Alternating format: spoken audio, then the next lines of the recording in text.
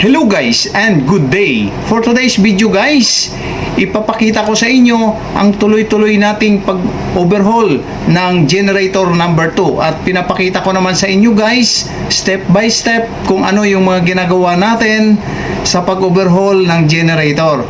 At yan na nga guys, no, pagkatapos nating may loosen up yung mga cylinder head nuts, ayan na, no? Ready na natin siyang i-lift lahat ng mga cylinder heads. Yes, guys, no? Yung 6 na silindro, guys, isa-isa nating tatanggalin na para naman ang susunod nating i-pull out ay ang mga pistons naman. So, wala rin tayong kahirap-hirap, guys, no? Mag-pull out ng cylinder heads. Dahil hindi naman siya mano-mano at ginagamitan lang natin ng chain block. Kasi hindi naman natin kaya yan guys, no, ng mano-mano. So smooth lang guys yung pagtatrabaho sa barko dahil may mga equipment naman tayo na magbubuhat, maglilift, no. Kompleto naman guys yung gamit pagdating sa overhauling natin sa barko.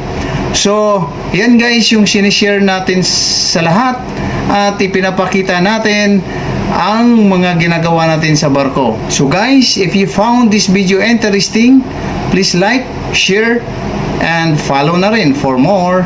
God bless.